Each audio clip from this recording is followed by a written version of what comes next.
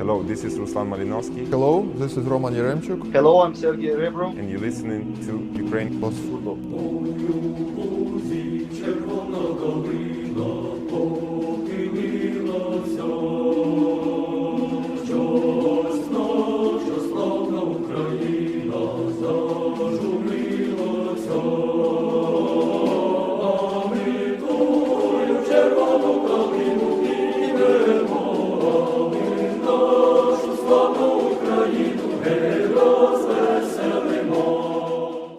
The winter break is well and truly over. The Ukrainian transfer window has finally closed. Football has returned. Pitches that are being played on look characteristically beautiful. Like carpets, a select few, not so much. Debuts have been had, players are bedding in. An international break is almost upon us. As always, we'll take a look at all the recent happenings in the latest episode of Ukraine Plus Football. Ні, Верес забиває п'ятий. Поки що зараховуємо 5-1. Сам не розуміє, як це вдалося зробити Євгеній Шевченко. Важко, друзі, підбирати слова, коли люди забивають 5 м'ячів у ворота четвертої команди УПЛ. Мабуть, це... The UPL is back. We are 4 match days in. There is Rivna, the revelation so far. It's great to see the boys back, bringing positive news to the great city of Rivna. Michael, our resident Watch UPL subscriber. I hope you've been enjoying all of their matches through the wonderful network. What's been going on with them and why are they so good since the turn of the year? I think they've been playing fantastic football. It's just...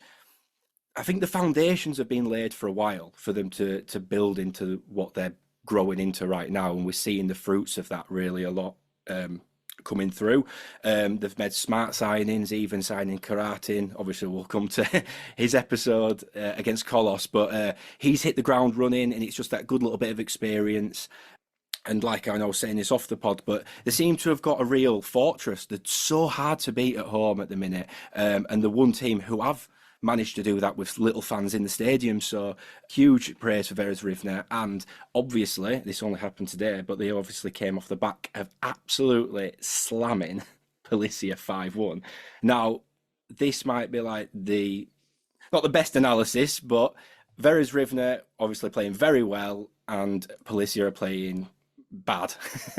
And that's pretty much how that game went. But yeah, the cruise to it, the bounce back from the game against Liviy Bereh proved to be just a little mishap.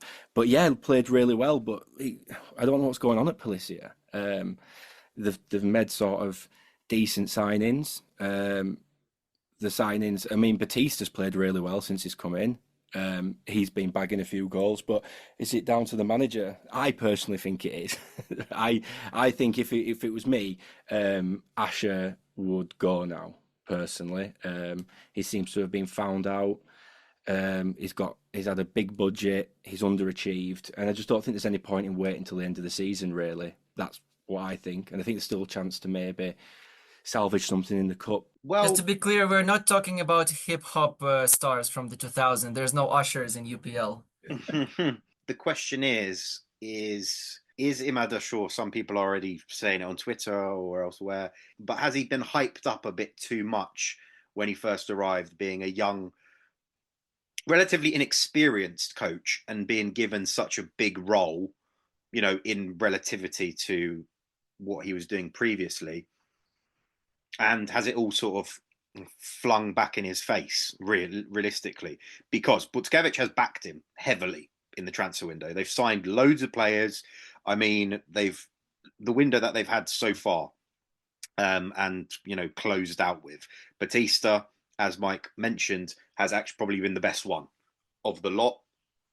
Consistently scoring, for me, a Ruud van Nistelrooy type striker, in and around that 6-yard box, and he'll put anything away in any kind of fashion as well. And they've played against 4 relatively poor teams at the start of this year. They've won 2, drawn 1, and lost probably the most surprising by a 5-1 scoreline to Verres. And the other 3 teams in Hulets, they narrowly beat 1-0. Obolon 0-0 draw, where Obolon looked the better team throughout that. They looked more intense, more up for the ball. You know, they created more chances, and then they beat Trodden Moritz, who are probably the worst team in the division right now. And you think about it, and some people are saying it's because they really struggle against a low block, similar to what we're going to probably be talking about against Shakhtar later on. And it seems that they play a lot better when they're playing against teams that give them a bit more space or attack at them. And then they can play on the counter-attack with those two wingers that they have. Relatively one-dimensional, but it's effective. Lots of pace. They've got a good goal-scoring striker. They've got a relatively good midfield. They've brought in a couple of Israelis this window who have looked all right. Andrievsky's started off quite well. So I just don't really understand why it's not clicking. They have got a few, let's say, harder teams to face coming up. So I think maybe that will be more of a litmus test. We're going into this international break now. And there has been lots of talk that, you know, Imad Ashur has got the backing of the owner. He's not going to be sacked anytime soon. But I mean, if he was to get sacked at any point before the end of the season, you'd probably think right now is the best point. But who would you bring in? And what kind of thinking is that, you know, going to bring? Even more so, you know, Shevchuk, Vyacheslav Shevchuk is the new sporting director there. Hit and miss football management hierarchy career so far. Not sure what he's going to bring in going forward. They've still got their representation in the national team, which we'll touch on later. They just need a bit more consistency. Nazaryna has really not looked the same as he did in the first half of the season. Are we seeing one of those splits where certain teams play well in the first half and less in the second half? There is one team that is not, or has not fallen short of that yet, but we will touch on that right at the end of our UPL roundup. I'm going to try now to drop in as many Usher references as I can. I do have some confessions for you. When Andrew was talking about Usher, he reminds me about where Usher comes from and where he's a graduate of. Now, I will allow you to pass on that because I don't want to mention any companies in particular. Perhaps there's a certain company that has got an influence in clubs and are putting people in clubs who don't have the footballing experience. They may come with a certain scouting pedigree that might be able to pass on something to the club that they're part of. But when it comes to football itself, they're missing their footballing career, their real footballing expertise that they need to succeed at the top level. And the people who are pushed to the front through this company, what their actual skill set is. And are we seeing in Polissya a manager who has been put way above his station and really doesn't have the skills needed to manage a club at the top level of any domestic league, not just the UPL? That's my thoughts on it. Well, talking about pedigree, right, and experts from the world of football, I have just two examples. One of them is a certain translator of Bobby Robson back in Barcelona. I wonder whom has he scouted, and I wonder what has he learned from that experience. But you know what? It's all about respect in the end. Respect, respect, respect. And the second example is one of the graduates from this course you mentioned in Ukraine, and he told a story in the recent interview where the way he found Rostislav Taranukha, who is the current forward for Obolon. Some would say the only forward, but well, until recently, right? And this guy found him in Park Natalka in Obolon, the place where I used to play. It's right by the river. The guys just come there and play football. And he was just, destroying everybody. And people asked, who is that? And he said, that's Taranukha from Dynamo. Back then, he was from Dynamo school, right? And he saw the difference, and we know where the guy is now. My point is, it's a hit and miss. A good highlight of Ashur's career when he beat Shakhtar. It still is. You remember these moments, and I don't I'm not talking about the Polissya under Shishenko that just, some people say that Shakhtar gave away that match. But then Ashur came in, and in the beginning of the season, he beat Shakhtar. And for clubs like Obolon, I know that Polissya counts themselves as Oleksandriya tier club rather than Obolon tier club. But for most clubs in UPL, let's be honest, this is the essence of existence. Matches like that. So for me, if you ask me if Ashur is a fraud, no, because he brought the fans this star on the LA, as they say, but a decent milestone.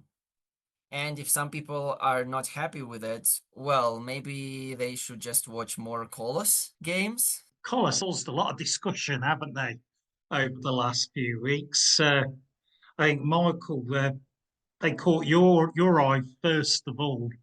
Was it against Veres when they played them in one of the first games back? Yeah, they thought they played all right at the start, but they definitely dropped off very quick in the Ukrainian Premier League. There were one team that I always felt the league position used to almost mask their form. So they were never scoring, they were rarely winning, rarely scored above one goal, yet they seemed to always sit in like a comfortable mid-table position. And I was thinking all it's going to take is a few games where the bottom teams start winning games and they're going to start free falling. And that happened, and it was inevitable that the manager was going to be sacked. Poziev was sacked eventually, and it was inevitable. Petrikov, obviously rumoured to come in. He was sat watching the match, which was very interesting. And that's Petrikov actually just going off quickly. I think he'd be a good fit for Polissya to steady the ship. And you all think I'm mental, but I think he'll be great. But eventually, Kostashin was put in as a caretaker role. And that is something that I was really pleased with, because obviously he's Mr Kolos. All you need at this stage of the season for a team like that is just someone to come in and just lift and boost your confidence.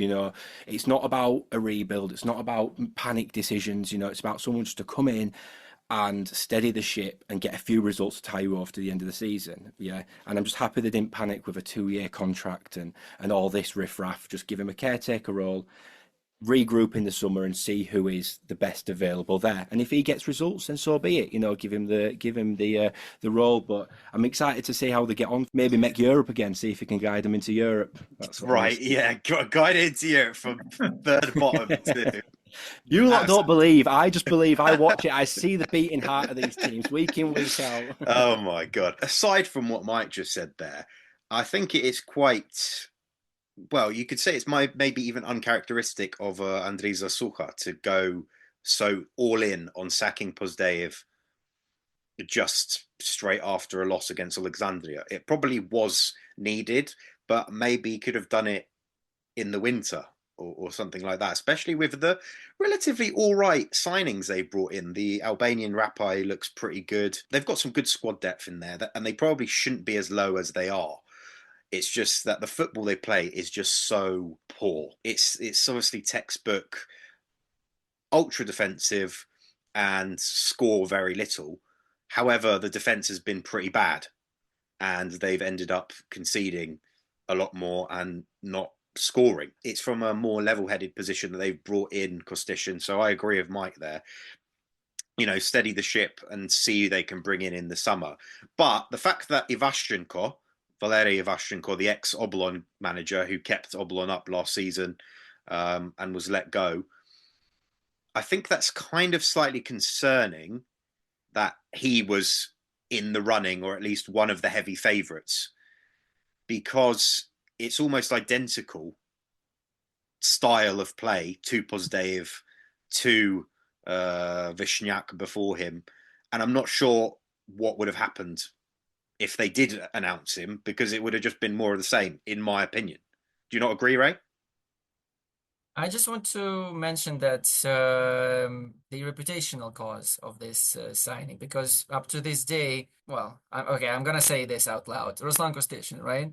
Ruslan Kostashin, this person, he is the #1 candidate to be cancelled in Ukrainian football media. I'm not saying he is not a good coach or he was a bad player. Unfortunately, if we consider these aspects, he was okay. But he once used a swearing word in a press conference as a head coach of Kolos, talking about Andriy Senkiv, a friend of the pod, which I haven't never used in my life. I still can't believe I heard it. And I mean, you know, I have lived in Ukraine for 27 years, and I never, ever heard that word before. And as a head coach, in a public press conference, talking about a certain journalist who was actually right to be investigating what happened in the train, remember, with the Kolos players at the time, who Kostishin protected, which They were all getting all of drunk this, under his watch. yes, for this only, and he was actually out of the picture for a long time. They invited him to be an expert on UPL TV. I wasn't happy about it, but now he's officially back, and well, it's not a Mel Gibson kind of story, you know what I mean? This is a guy who was out of line, who didn't suffer any, you know, consequences for this. Everybody ignored it. Everybody, some of the people supported him. But the way you express yourself to an audience who try to like Ukrainian football, and I mean, I don't mention the children and, you know, teenagers, whatever. As a head coach, as a people who is a role model, who people look up to, it does not work that way. So there have to be consequences, and there have to be an institute of reputation, but that's another story. Long story short, this is one more example of a Kolos being non-fan club, non-community center club, non-club in essence, right? It's a football team. There is a brand stolen. There is a certain, I think, Andrew, you mentioned they sacked the SMM, right? Well, so I don't. Yeah. There's no proof of that, but when the news broke that Kostishin was the new manager, it was only posted on the website, and nothing was posted on Instagram or Telegram or anywhere else. So, alongside sacking Pozdeyev, there were rumors that he sacked all the hierarchy in the team, all the admin staff as well. Andriy Zasukha, the club president, apparently he's tracked back on some of that and kept some of the higher echelons of the club, but evidently it looks like there's a whole purge has taken place. A new team will have to be built over the next few weeks and months. But like Ray said, Kolos isn't really, well, they are a family club in the sense that they are the Zasukha family. This is the model that most Ukrainian clubs aspire to. I would actually disagree, and that brings us on to LNZ, who themselves are run by, I would say, agricultural business, very successful on seeds and all that kind of thing, but they really are trying to expand football and its popularity in Cherkasy. Like, you even look at everything they're doing at the stadium there, which was very derelict and run down when we were there 3 years ago. It looks brilliant. Like, the pitch is almost immaculate. They've got the LNZ branding everywhere on all the stadiums. They've got a fan shop that seems to be working very well. They've got one of the best social media teams in the country, probably, in terms of announcing players and all that kind of thing. Hryhorchuk at the wheel. We had high hopes, I think, when we on our last pod, that they were going to start pretty well. They've done, how can you put it, okay. They played not too bad against Karpaty, but lost 1-0.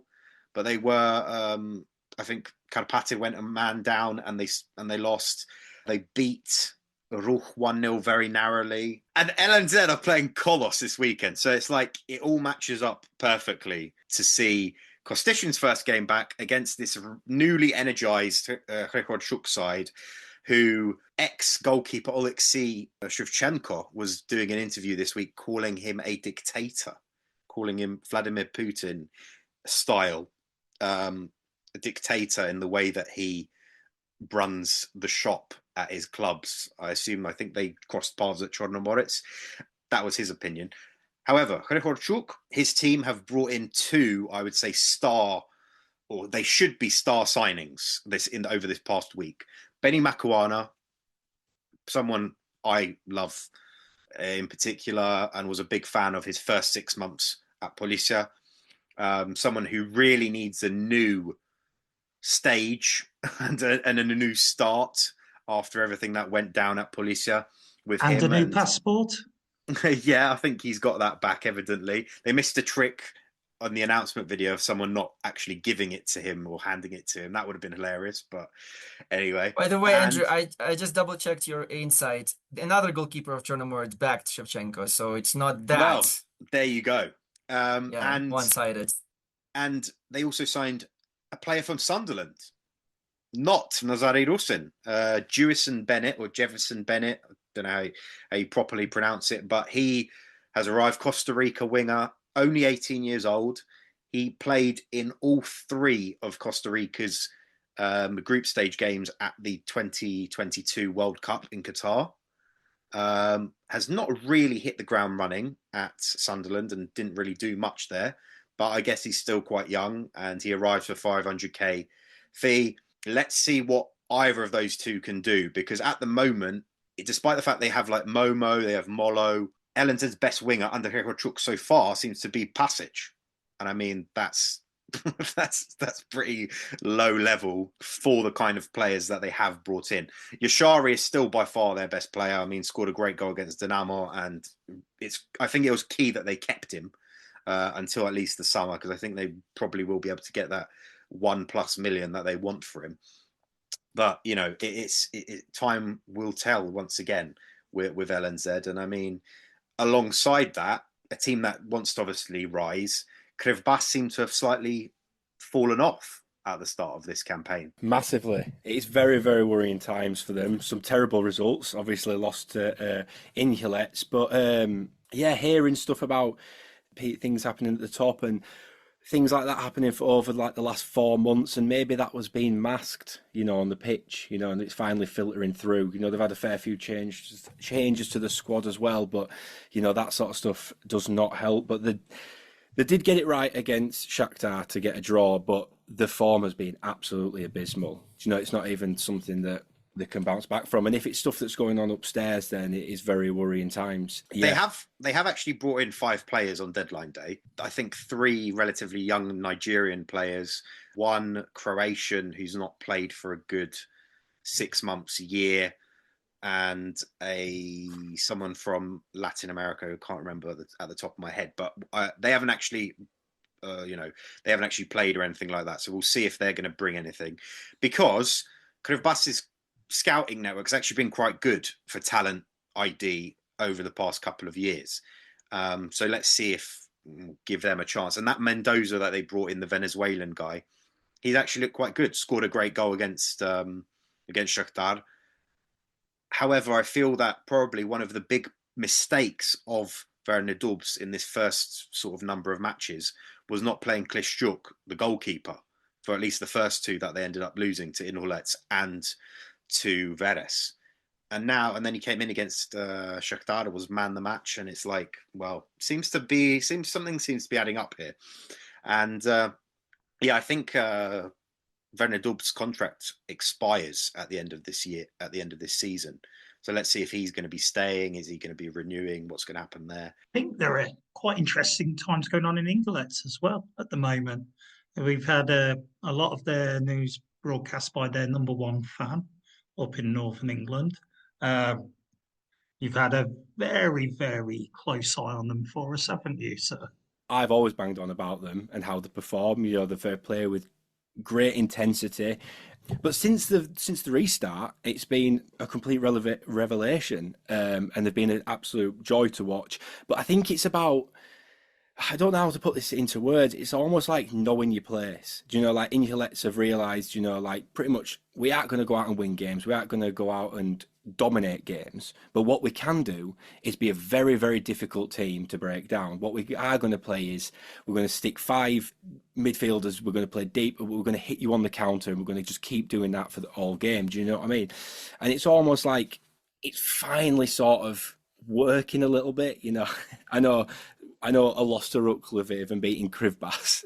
It's not exactly working in inverted commas, but it's positive. You know, it's almost like if you had sort of like one superstar in there, sort of like one real goal scorer and maybe a couple of players with real experience, you'd see a complete different team. You know, I'd almost see a mid-table or signing a bit like Karatin at Veres. Do you know, someone like that just to come in?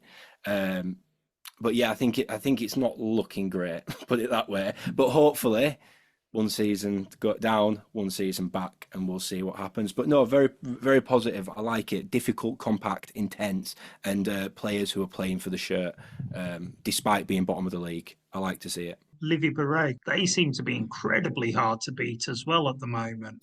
So they've actually got the, let's say, the formula of Kolos that they have worked with over the past few seasons and been successful with.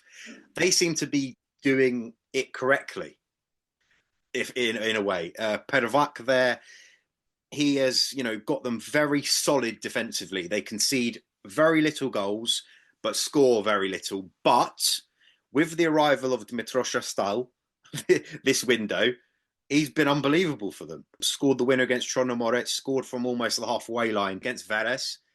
And they've got their next game coming up at the weekend.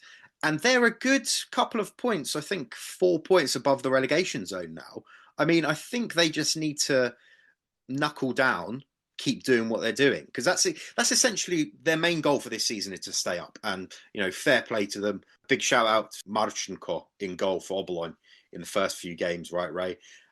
He was really good. 18-year-old, not played for any youth national teams or anything like that yet. And, he was probably man the match in both of those games. The streets will never forget. Unpopular opinion, but Liviy Bereh might be pulling off the formula of the original Obolon from 15 years ago. They have the stadium, they have the academy, they have the reputation of a up-and-coming club.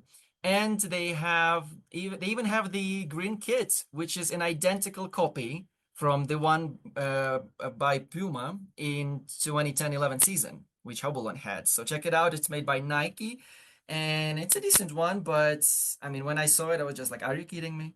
looking at the table at this stage, obviously Ingolets, as Michael mentioned, they're plugging away, putting up a good fight, but it's going to be a long road. But there seems to be a gap appearing at the bottom amongst the bottom sort of 4, 5, 6 teams with Vorskla, Obolon, Chornomorets, and Kolos are on 18 points as well. And then LNZ and Liviy Bereh at 22 each. Then it's with Rob. The question has to be asked. A few years ago, we were quite excited when the league was expanded to 16 teams, just ahead of the full-scale invasion and the economic impact it's had not only on the UPL but on Ukraine in general. At this stage, we have to ask the question, gentlemen, do we still need the 16-team league? And would Ukrainian football be better served by having a more elite 10-12 team league, similar to the ones that we saw back in 2017, 2018, that sort of stage, although at that stage it also had a lot of criticism because Dynamo seemed to be playing Shakhtar every second week in spring, and we had way too many Klasichnis at that stage. But I'd love to know your thoughts on it. Well, are you happy with the present setup, or do you foresee a change that's required to help Ukrainian football develop the clubs even more to try and have some sort of success that can't be reached through financial output? Well, I think one thing that's interesting is that a few clubs, I think led by Ivan Nadein, the president of Veres, over the winter break, he had an interview with a friend of the pod, Irena Kozyupa, and he wants to bring in a kind of League Cup into Ukrainian football in order to create more games. Because he's saying that it's very difficult for Ukrainian clubs, such as his own and others, to develop effectively if you're only playing 30 games a year. You've got a 2-month, 3-month winter break. You're playing one game a week. If you get knocked out of the cup in the early rounds, then you've got no hope. And the cup only resumes in April. So, an extra couple of matches is all you're going to have.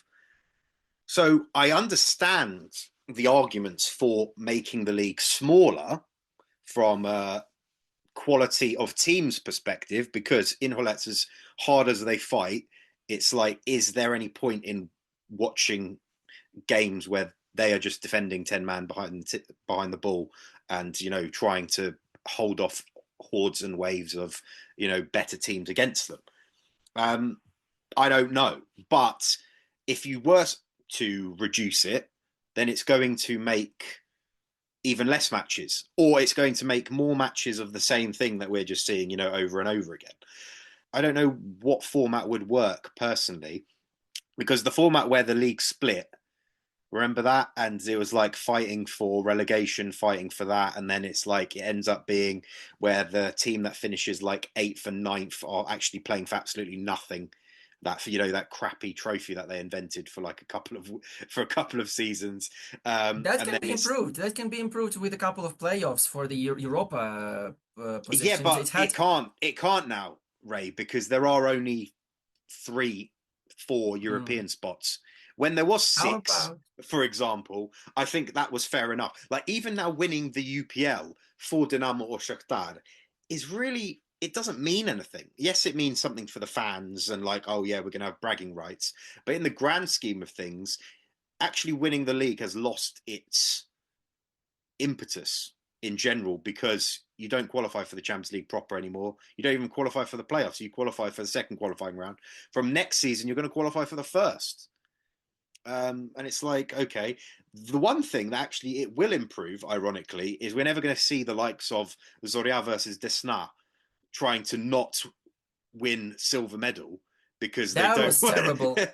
We're never going to see that again, at least, or at least for the foreseeable, because there's no need to not want to win the league. You know what I mean? Or finishing second. Now, at least every team will want to fight. Like Oleksandriya are going to be fighting for, yes, we can do this. We can try and win this. So weirdly, it's like a juxtaposition of different things are happening. Some things are actually positive, some things actually awful. But we just don't know what the long-term impact of some of these things are going to be. You know what I mean? PFL is going to give an answer. This is going to be a revolution from the bottom. But that's the question. What's going to happen to the PFL?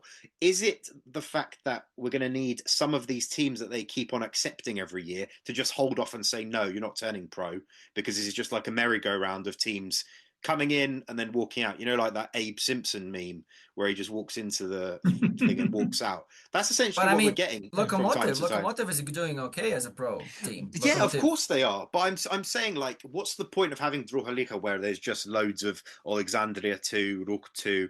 And I understand that there aren't enough places or clubs or pro clubs for Ukrainian clubs to actually send most of their giant, massive squads to, or players that they have on their books. So they have to create these reserve teams, or they have to find a farm team to send players to. And it's like, well, what's the point in any of this? Like, but then there's going to be a surplus of professional footballers.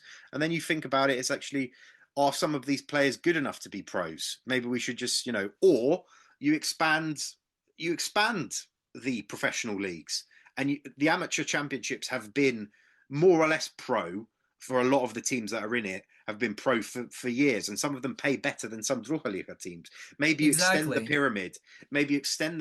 To create like relegation, promotion, and all that kind of thing. But Andrew, you realize that talking about expand and expansion, you're talking about this big thanks to the series on YouTube about a certain amateur team. I think that's the biggest reason, inspired by another series which was made on absolute and complete initiative of one person, right? So I'm talking about Veres here. And then Veres inspired this series about the amateur club whose coach was invited to be an expert on UPL TV.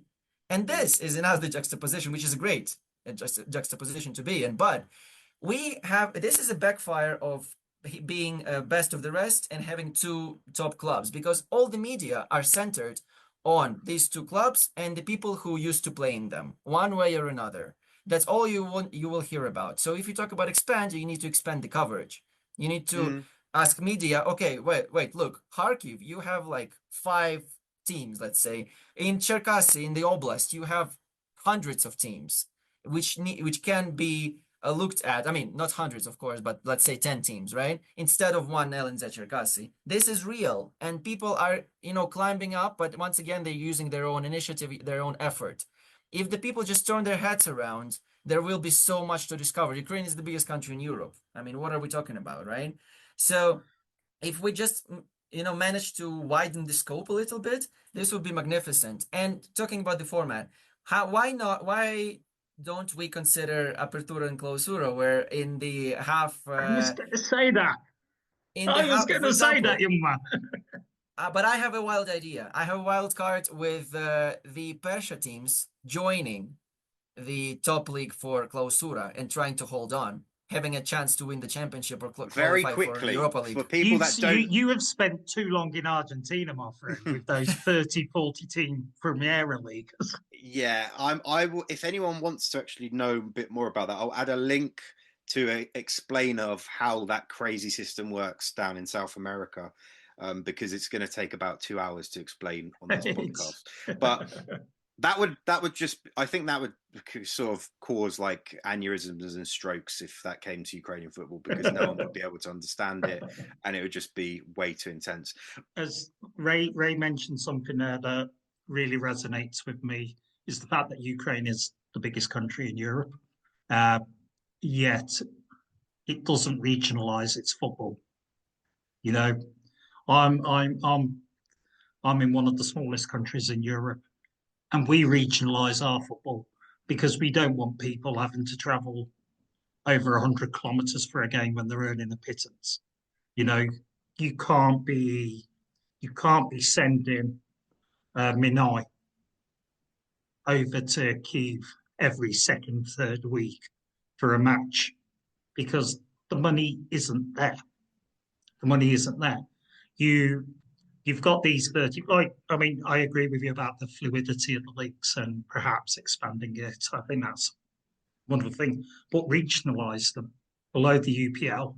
You have smaller groups, and then you can have an elite tournament with the winners of each group qualifying to a knockout at the end for promotion, relegation, however they want to work that. That's quite a simple thing. But we know that money's at a premium, and we know that finding sponsors is at a premium. You reported yourself a couple of weeks back about FC Mariupol already on the process of folding, and since last summer, am I right? They've not been able to replace the crypto sponsor that they'd had previously. Well, we can't expect them to be going all over the country. It costs money. So by reducing that travel, reducing those expenses, the club that I've been working for in Luxembourg has a real simple rule. The player has to live within 40 kilometers of the club. You can't expect people for low wages. And we know that in the Druha, like you said, some of these are not getting much. You can't expect them to be traveling over. You can't expect owners to be building dormitories for players to live in and the like. It needs to be scaled down, but still in a way that provides fluidity for clubs that have got that desire to go up. And by creating a structure that works well, but is still financially viable, would work for me. I mean, yeah, the UPL needs to decide what it really wants. As Ray quite rightly says, the media coverage is very Big Two centric, and it's not healthy at all. Obviously, UPL TV is helping by making sure every game is open and discussed, but it still really needs to improve on that. I'm a fan of the small league myself. It works in Scotland to a certain extent. Rangers and Celtic are still very competitive in Europe. Their coefficient, I think, is rather strong as well. But it's a small country. They do have, and obviously there's no war, so and they do have a league club, and they do have a league cup. Yeah. Well. So all of that, I completely agree with you, Adam.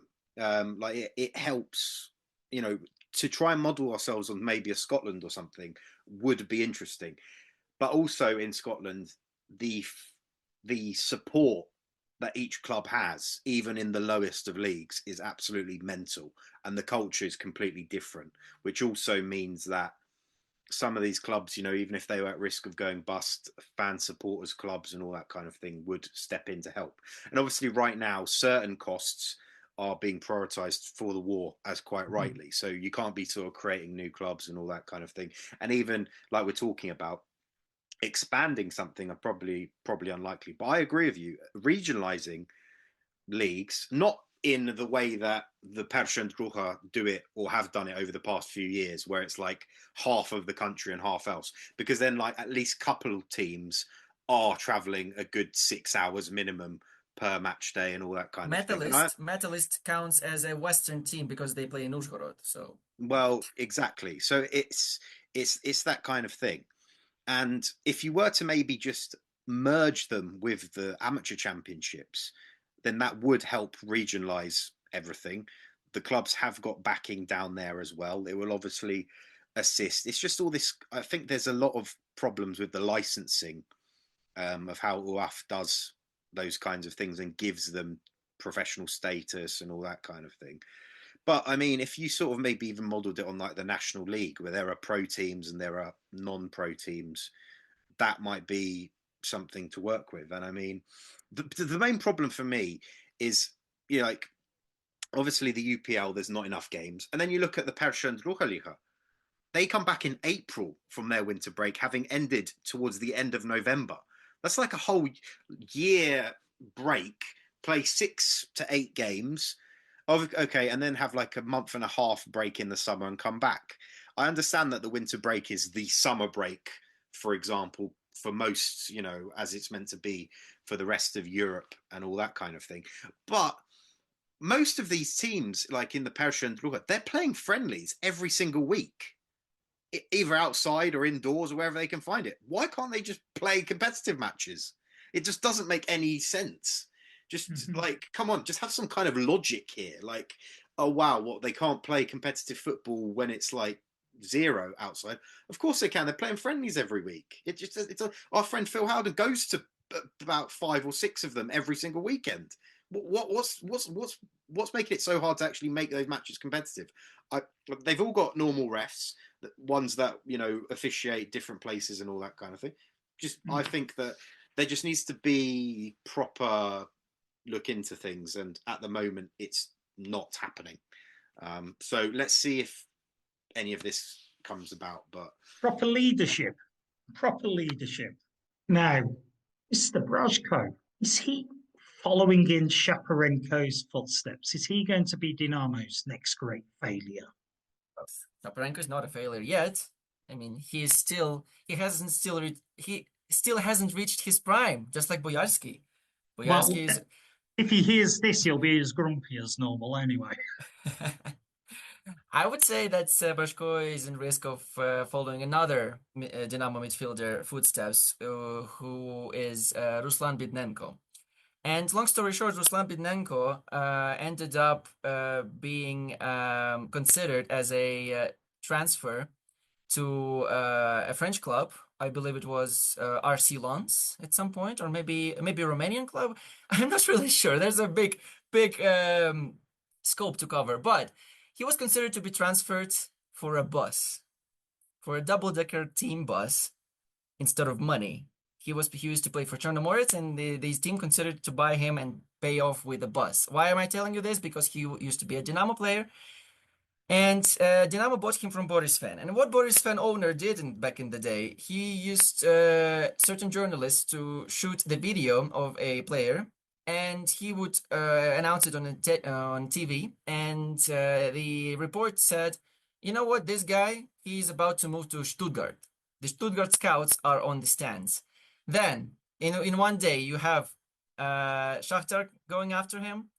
And then in the next day, the president told about this guy to a certain Dynamo person. Turkish would come in, and Turkish would buy the player just because Shakhtar wants him. In reality, nobody wanted the guy, but the media aspect is crucial here. What do we have now? We have the same Boris Fan situation, but now Dynamo is Boris Fan, and Dynamo from 2004 is Wolverhampton. And my point is, Wolverhampton wanted Brashko. Surkis didn't want to because he thought, wait a second, Premier League side wants my player. I'm not gonna accept 20 millions. I'm gonna raise the bar here, and the media will do the rest. Because let's be honest, the media is what this story of Brashko is about. He goes to football shows, he gives interviews. He's the most media covered, if you could say that. He has the most publicity, and I would say it's the one of the best publicity you can have in Ukrainian football. He has his Instagram. He, as Andrew Todos reported to us back in the day, he deleted all his pictures, like a classic influencer, let's say, right? Who wants to attract as much attention as he can. This is something surreal, to be honest, because this is not the football we remember. Like we talk about Rangers and Celtic, but look at Sudakov, right? Look at Mudryk. I mean, 4-3-3, or what was this public called? I mean, they played a huge part, right? All of that media bubble played a huge part, and we have Mudryk playing, well, not playing, but going to Chelsea for a certain amount of money. We have Sudakov being considered as a wannabe so far. Let's be honest, he's still a wannabe, and we had Brashko. It's a bit of a strange one why they dropped him to the bench, especially when you want to get him in the shop window and get his price tag moved up. But he was definitely missed on that front for Dynamo Kiev. But I think they need him. I don't get why. I think he might struggle with a bit of form. There's a bit of hysteria around him. There's all this, but ultimately he'll come good. And I know we're going to touch on this later, but I think it's a disgrace that he's not going for the national team as well. But yeah, I think they definitely need him. He definitely needs to start get playing, and for everyone, especially him, because he needs to get out of that club. I think he's not the only one. Vivcharenko also signed a contract extension. I think his contract was ending this summer, and Surkis came out afterwards saying we can't let a player of our own academy that we've raised and all that kind of thing go for free, a la Andriy Yarmolenko back in the day and all that kind of stuff. So they expect him to bring some kind of fee. He's actually been playing quite well since the start of this year in particular. So good for him. Nazar Voloshin, who, remember, we were talking about, he had offers from, I think, Sunderland and Lons and all that kind of thing. And he signed a new deal. And it's like, okay. And Brashko has also signed a new deal. I mean, like a year extension onto his current deal to make out, the discrepancies in what he might have been earning at Wolves, to try and sweeten the deal that they didn't let him go. And what Ray was saying there was, completely accurate, that it's kind of like this comparison to what we saw 20 years ago. But then, fair enough, Surkis didn't want to let him go. He wanted more money and all that kind of thing. But then to come out in the media and start saying, actually, Wolves is quite shit of a Premier League team to move to. He'll be better off staying here. He's not won anything yet in his career. He needs to win the Ukrainian Premier League, and then he can show that he was, deserving of something. We've already mentioned what winning the Ukrainian Premier League is worth these days. Not much. And with the way that Dynamo are actually playing right now, it doesn't look like they want to win it. Pretty poor against Zorya, 2-2.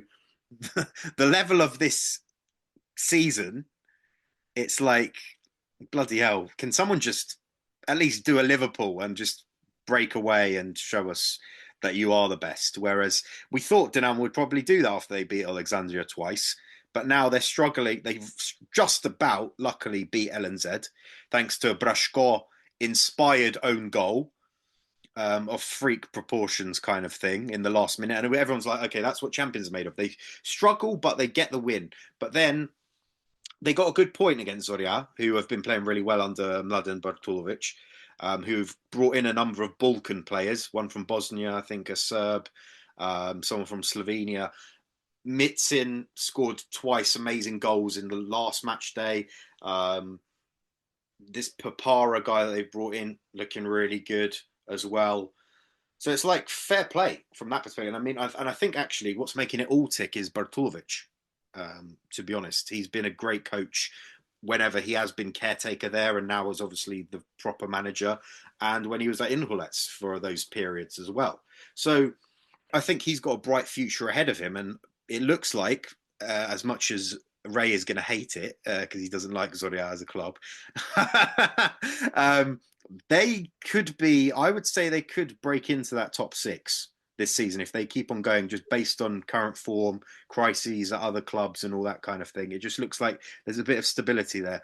Europe is way too early, and I don't think that they do particularly well in Europe if they made it there or any qualifying round. So maybe let's reserve ourselves.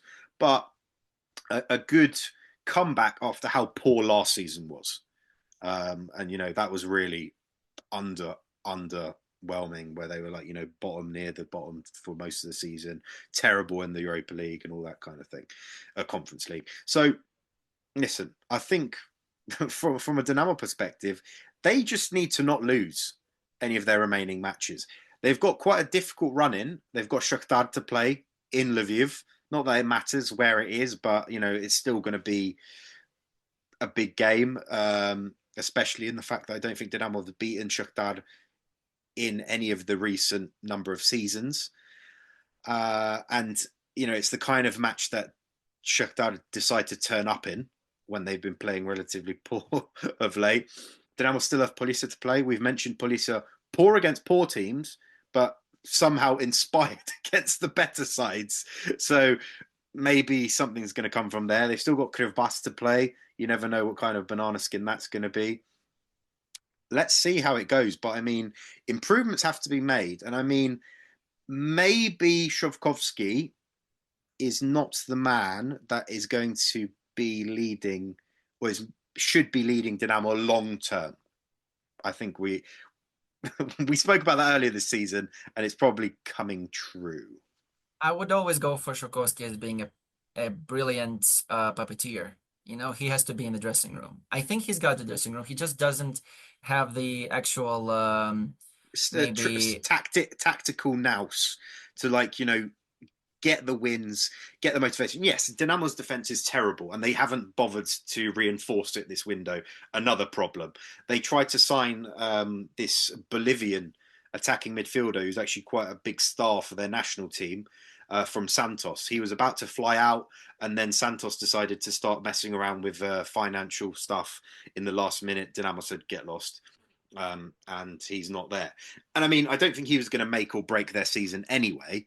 And I don't know where he would have really fit in with the likes of, Buyalski. You got Hryhorchuk, who seems to be always injured as well all the time. Hence why actually Buyalski has been called up to the national team, probably because I think Hryhorchuk was probably the better option there. But regardless. Whilst you're on the topic of injuries, Dynamo have actually signed an injury-prone player who's already injured himself. And for the time being, it's unclear how long he's going to be out for. Valery Luchkevich, who once was a very promising winger, he was essentially brought in as a free agent. Kolos let him go for the remainder of this season because Timchik's out for at least a month and a half, so to the end of this campaign. And he was brought in as backup for that. Evidently, Karavayev is not really looked at as coherent backup defensively. Karavayev apparently is not going to even have his contract renewed at the end of this summer, according to Viktor Vatsko. So Luchkevich comes in and immediately gets injured in his first training session.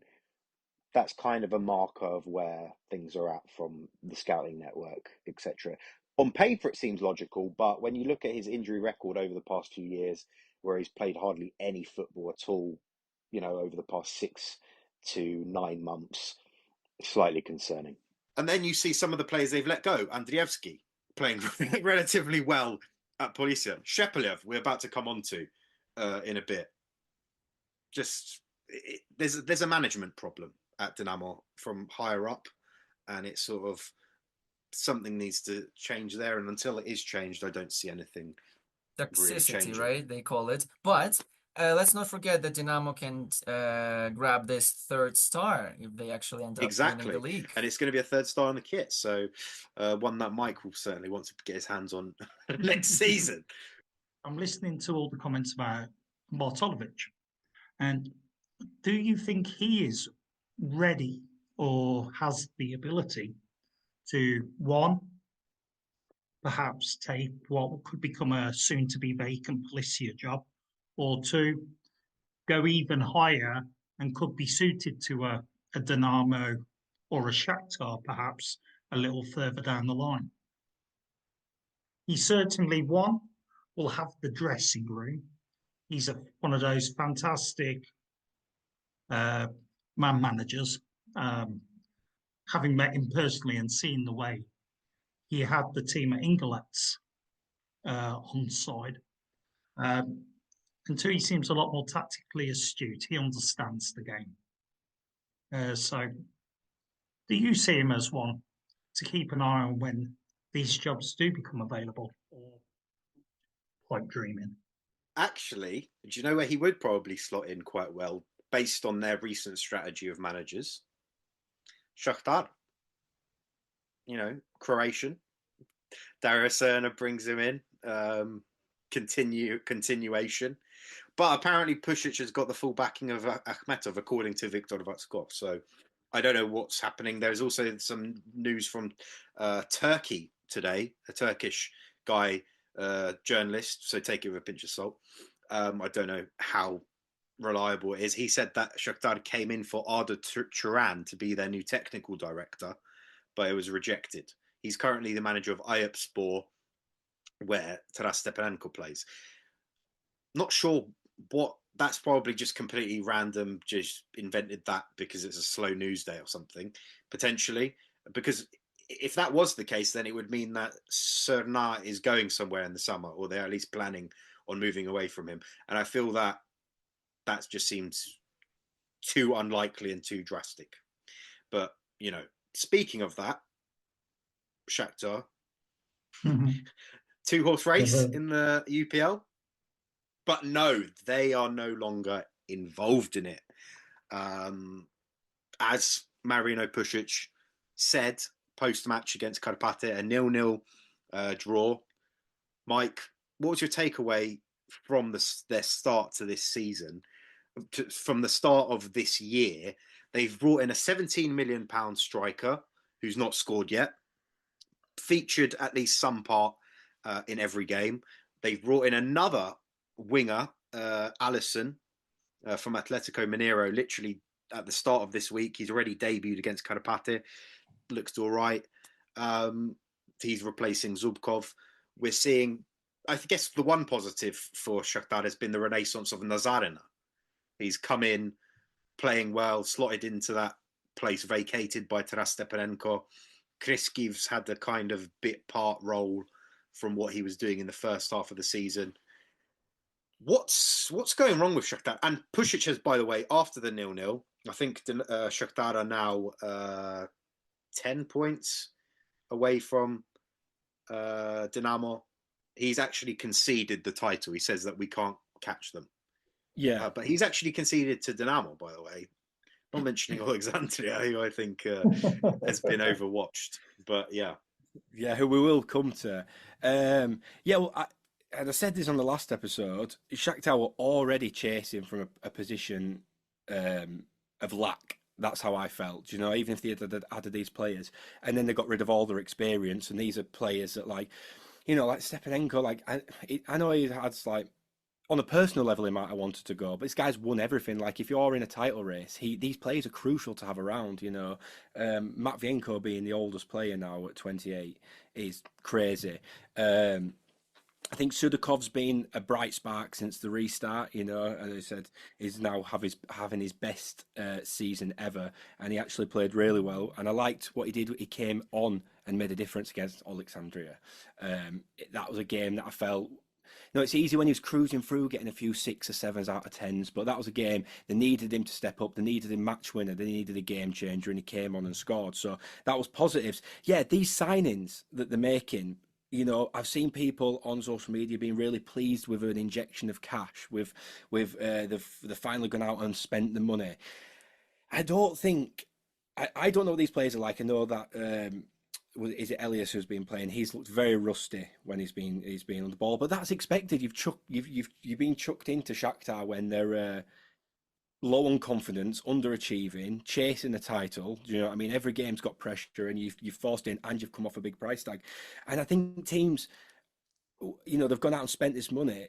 You know, like the price tag doesn't equal the player being good. Does that make sense? Do you know? So people are looking at, we've signed this 17 million pound player, and I'm thinking, yeah, but clubs will know you're They're desperate. not ready yet. They're super young. They're both like 18, 19. Yes. And they probably in Brazil haven't been playing against 10 men behind the ball kind of football and that kind of thing. So they have to adapt to that. They have to, you know, Completely they're not different. ready-made players to try and step change in. something or turn something around. It's very much a long-term 2-3 year project for those kinds of types.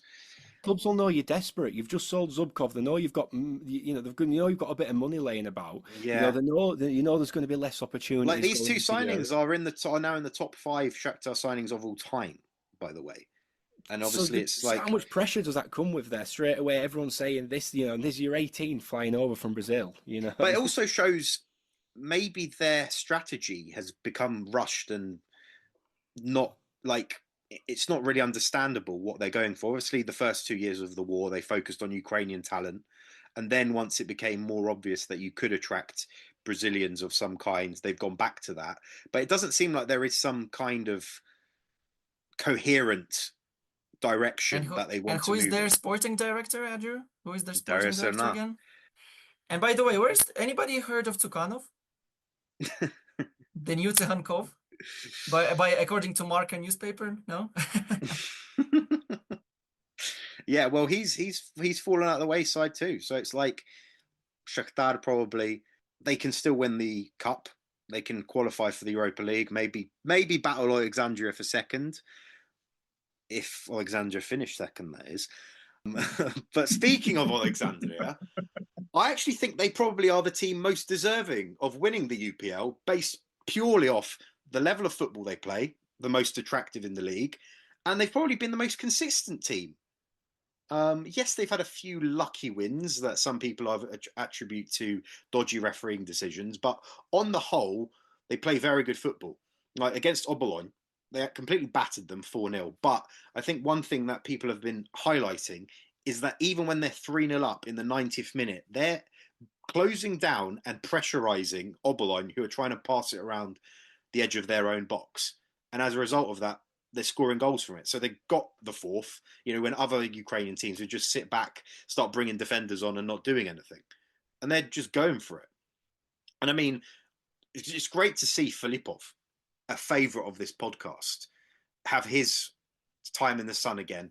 He's been consistent of wherever one he's of gone. the members of the podcast, of one of the members. Yeah, well, he's been consistent everywhere he's gone in Ukraine.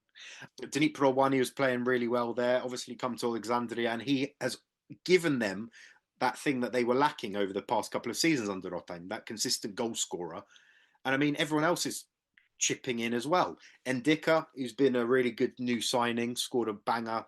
You like him, don't you, Mike? And also Tsara. I think the signings have been really smart, but that's like we've been saying, like Ruslan Rotan's just he's just Mr. Reliable, isn't he? He just seems to know the league very well, know who needs to step in, and the signings have just stepped in so well. They've just he's a perfect example of time. He needed a bit of time when he first arrived there, but he has instilled what he wants his teams to do, and I feel that he's got the squad now. And like Shepelev, we were just talking about some of the players that Dynamo have let go. Shepelev's probably the prime example of how good a player that was seen surplus. He didn't play like hardly at all over the past couple of years at Dynamo Kiev, and how he's probably over the past 4 games, he's probably been Oleksandriya, one of Oleksandriya's best players, one of the best players in the league. Like, he was really, really effective against Obolon. He played relatively well on his debut. He got a goal in his second game, and he's like, okay, he's offering a goal threat. And he was like the ultimate defensive midfielder back in the day for Dynamo, and people, and Rotanya's saying that he's going to get a Ukraine call up sometime soon, maybe for those friendlies in the summer. Who knows if Rebrov is going to be going experimental? Then possibly. The question is, everyone, one word answer here quickly: can they somehow take gold?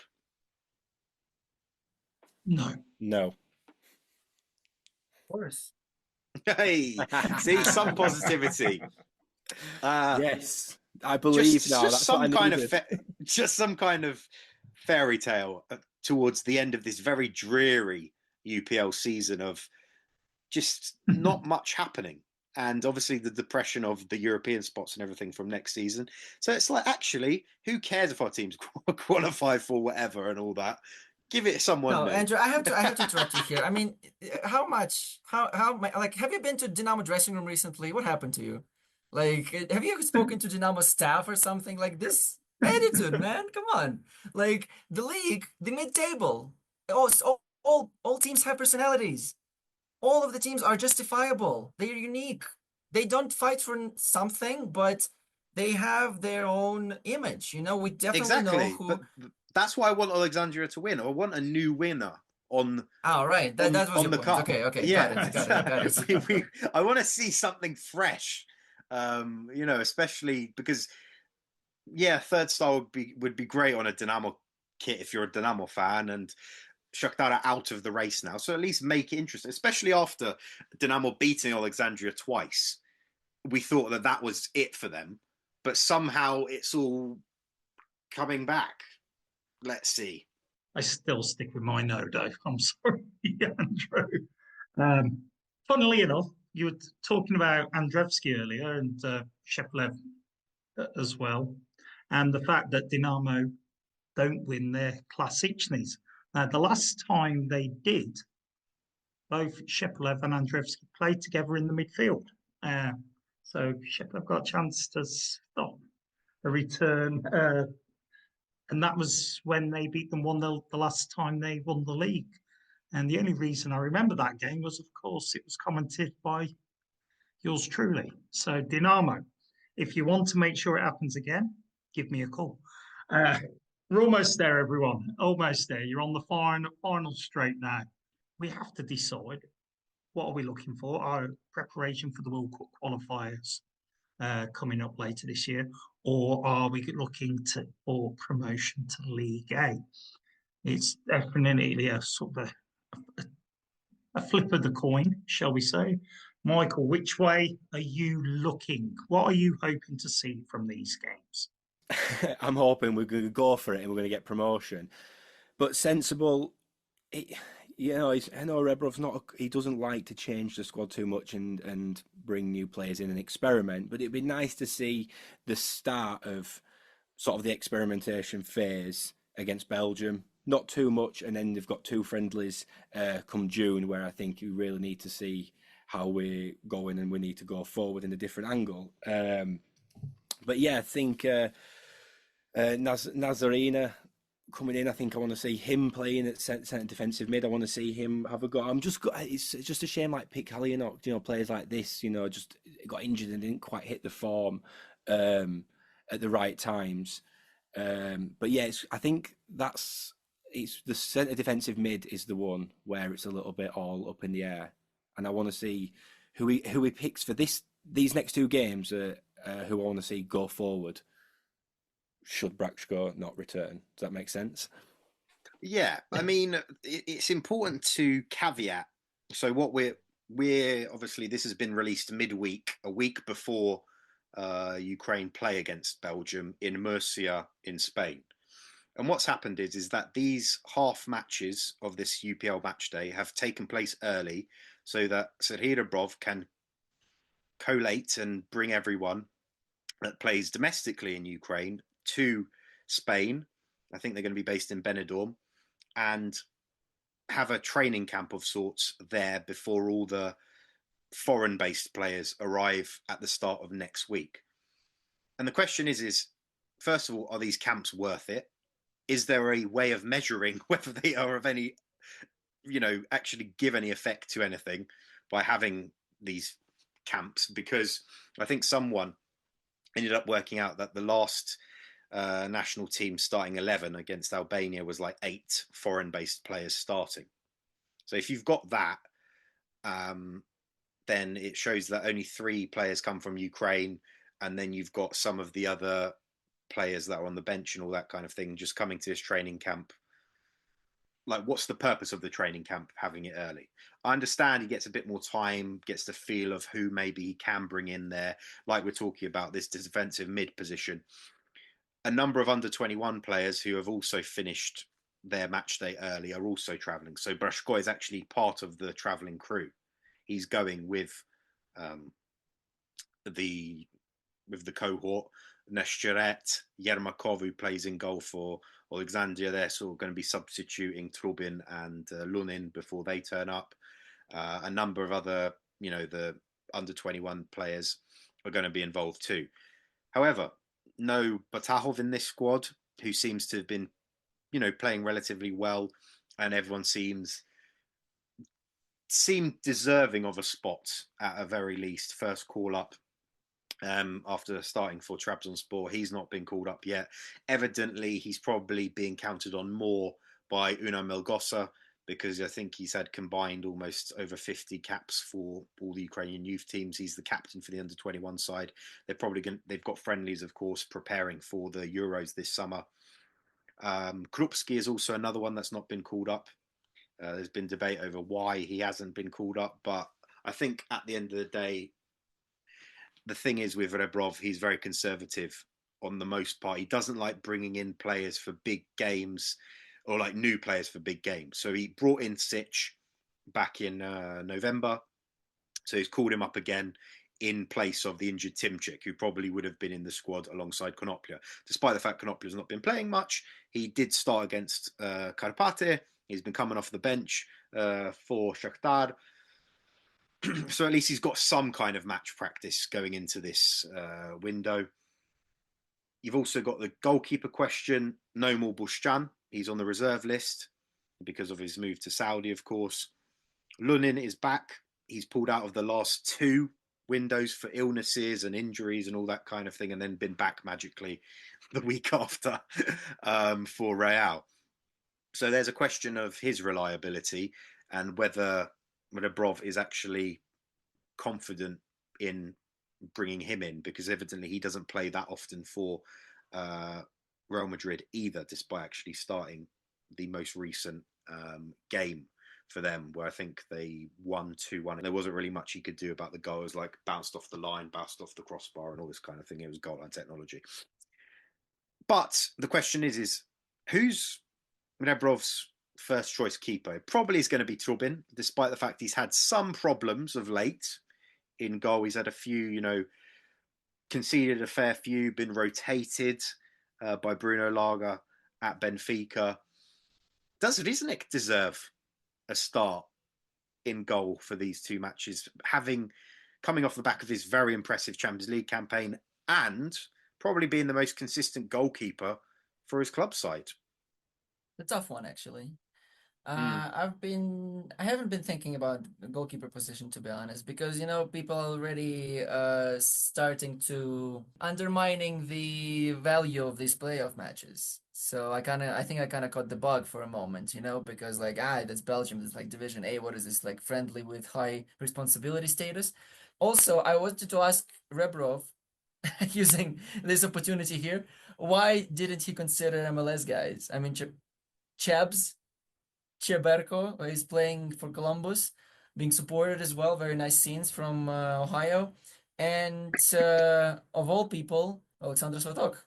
He is in the reserve squad, but if the guys actually play, whereas we spoke about Shakhtar has not been doing good. And the main guys to consider are probably also Matvienko and Bondar. I don't think so, So defense is what I have, what has been in my mind recently. Well, the whole question is how Rebrov is going to set up. Is he going to copy what we saw at the Euros? Is he going to play 5 at the back? And if he is, then, to be honest, I think it's logical that we're going to see Maxi in the middle instead of Svatok. And based on his recent form, he's been all right for Plymouth, had a great honeymoon period, and then they've had a bit of a, poor run afterwards. Regardless, I think he's got that physicality in there. As long as he can just ensure that he doesn't make any mistakes or rash decisions, then he actually might be quite good in there, just based on that form that he's had of late. And I probably think that 5 at the back is going to be most effective. But then when you consider that, the reason probably that Rebrov actually went for that is because both of our wingers were injured in the Euros. Sankov and Mudryk were out of that match. So is he going to do the same? Play Timchik, a la Konoplia and Mykolenko just as wing backs, and then play a bit more narrowly in the middle? We've got Yarmolenko in again. I really want to see him get some minutes, certainly over Shaparenko. of late. He certainly deserves more minutes than him, especially if we're going to go a bit more defensive, because Yarmolenk's more of that central midfield player rather than, full out attack. He's good at tackling. He's got that energy to, run all over the pitch. I wouldn't be surprised if maybe he starts, just even as insurance for whoever is going to be a defensive mid. And I feel that realistically, it's got to be Kaluzhny, because he was the first choice. He's now logically the first choice. If he was second choice in the autumn, when Brashko was either playing or not playing, started 2 games. The only question is has he got the pace and the engine to play against a Belgium team that's going to have a lot of young players? They got that Bakayoko guy who plays for PSV, who's like unbelievable, to actually, play the kind of role that Stepanenko used to do, of just being that person who breaks everything down, disruptor. Can he do it for the full 90? And if he can't, then obviously you can bring Nazaryna in. But then what we're seeing a lot of actually with Nazaryna at Shakhtar is that he's actually been involved a bit too much in attacks. Like when they were playing against the Kryvbas, I think he had 6 or 7 chances in that match. And it was like, what are you doing? Why are you getting involved here? Okay, maybe it was like desperation time, but he probably needs to be a bit more reserved in that respect. And I think before we sort of obviously move on to sort of the attacking options, it's worth mentioning that Andriy Yarmolenko has got a recall. He's played for Dynamo, obviously, in all 4 matches of this year so far. Does he deserve it? Based on actually the other options that we have, I would say yes, but he cannot be starting. Like, I would bring him on. Doesn't agree. Ray, I know, thinks that it's sort of the time to wash hands and sort of just go with, with what's happened with Hryhorchuk, with what's likely happened with Stepanenko as well. Remember the match that he actually saved? Who did they play? What is Galatasaray or someone? Yes. That's right. Why not? Why not? Second half. Why not? Exactly. So that is, we've got that. Just don't start him. I think he's more effective off the bench. The real question is going to be, like we mentioned, if it's 5 at the back, then maybe we don't even need a left winger. With this problem that we don't have Mudryk. Nazarenko's been out of form. He's in the squad. Zinchenko, maybe. He's not been playing particularly much for Arsenal, but he is so key for Ukraine, as we saw against Albania, that he can just, pull out these performances out of nothing, really. And actually, he's been playing in midfield, most recently by Arteta, ironically. Finally, it's clicked. And then, the striker position, if we are going to play 2 up top, are we going to play Yaremchuk and Dovbyk again, who don't have the chemistry together? We're not in the casino. Or, as Fomenko used to say. Or do we actually put Dovbyk or Yaremchuk up top on their own and do what we actually played against Germany in that 3-3 draw at the very start of Rebrov's tenure, when it was Tsygankov was like the support striker / wide man, and get involved from there, because Nazarenko can play right wing if you need to. If we're going to be playing with wing backs, you don't even really need a winger. So that might be a way of slotting everyone in. And Tsygankov's actually been playing pretty well for Girona. I think to end this, what's your expectations for these 2 games? Is it a preparation for the World Cup qualifiers, an early one, or should Ukraine actually go for this and aim for League A? Because some people are saying, what's our place in League A? There's no point for us to go there. But bear in mind, this is going to be in 2026 after that World Cup. And it's like, at the end of the day, it helps develop the players. The only reason we got relegated from League A in the last time round was because of a bloody Canton doctor in Switzerland and COVID. So, come on. I think that there should be a bit more positivity from at least certain people in the media. Just give it a go. Yes, I know we're coming from a very maybe delusional position, okay, of how bad last year was. But let's start maybe this year with a new slate and some positivity. You know what I mean? Mike, what's your take? Yeah, I'm the same as you. Like, I feel like getting promoted to the A League and building for the World Cup, I feel go hand in hand. I don't think it's one or the other. I think going for the A League and going for League A is what we should be doing to build in form and building an identity, getting that character, getting that preparation for Croatia or France that we're going to be playing as the pot 1 team in our group in the exactly. autumn. Go back to like 2020 when we was it 2019 when we had that year? You know, obviously it was just a prolonged. You know, we didn't just beat Portugal overnight. You know, it was a continuation of great form. So, and then that would have taken us into Euro 2020. So it starts now. That's these sentences reminded me of Shevchenko. How much time did he have? He, I believe, had around 3 years to produce that result, more or less. Same as Rotan we mentioned today. That was one sentence. Sentence two, the matches with Belgium are going to be a ray of hope. Ooh, A ray. of hope. Yeah. Thank you, Ray, for bringing that hope. Now, it's going to be a fantastic international window, as you can see, and we'll be discussing it in more depth later in the month. And we look forward to that, and we're very hopeful that Rebrov's going to start the 2025 calendar year off on a positive footing. But till next time, ladies and gentlemen, I hope you've enjoyed it as much as I have listening to these fountains of knowledge. And till then, take care, stay safe, and goodbye for now. Bye-bye.